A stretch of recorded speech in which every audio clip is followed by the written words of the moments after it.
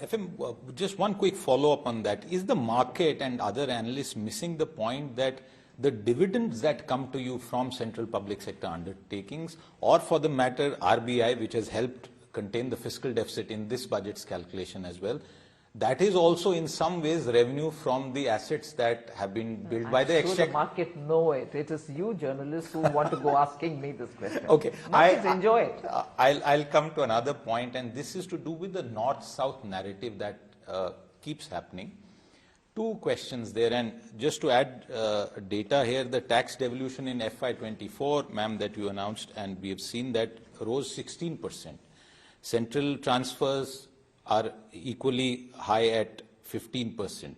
Yet there is this north-south narrative, and some voices from the south seem to suggest that the south is getting a raw deal, it contributes more to tax collections, and the north takes it away. How would you respond to that? It's entirely politically motivated, not backed by facts or data, and above all, very divisionary and encourages secessionist elements. It is being done deliberately is my allegation. I charge them with that. They're doing it deliberately. If that is the case that we want to talk about, look at the investments that are going to the south, not private, governments. Why does the government of India invest then? It is because country as a whole will have to leverage the strengths that exist in the country. From one area, one strength, minerals, material, all of them come. Do we then allow that area to say, without me giving you coal, without me giving you iron ore, nothing will move. So give me the entire earning. Is that the way we look at it? Then,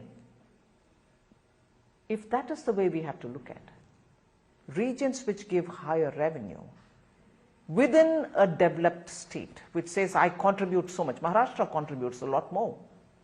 Can it say that give me that much? One. Second, even within Karnataka, where the Honorable Deputy Chief Minister's brother has said, look, we are not getting as much as we are giving, so it might mean that we will have to form a separate country out of South India. I'd like to ask him, Bengaluru contributes to Karnataka's income much disproportionately higher. Now, if all citizens of Bengaluru say, look, we want to be a separate country, man, be damned with your Kalyana Karnataka, be damned with your Chitradurga. What will the government say there, which is now in power, which is Congress government? The same can be for Mumbai. In Maharashtra, Mumbai can say, sorry, it's all my money, huh? Mumbai becomes a separate country, you go Vidarbha, be your own, Marathwada, be your own. Are we okay with that kind of language? Are we okay with that kind of a thought somewhere in the back of our minds? It's utterly irresponsible. And above all, I think it's done with a purpose to bring in that element of doubt in the minds of people who live in these regions, to say, oh, probably the government is cheating us, it's not giving us our due.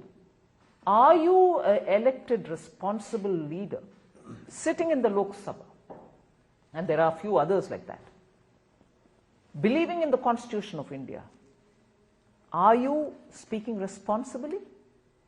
Is this the narrative you want to put forth in the public? And is it true narrative? If it is true, I can then say, yeah, you're speaking the truth, we'll have to look into it. Is this the truth? Where does it lead us to?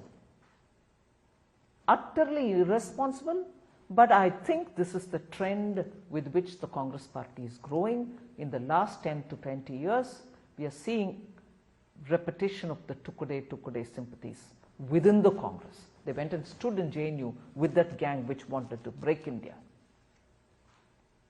They are now speaking this language from the south. They're supporting parties which speak secessionist language, the DMK for instance. They support them in Tamil Nadu. They speak that language. So what is this? Are we here by the Constitution? Or are we different elements of Break India?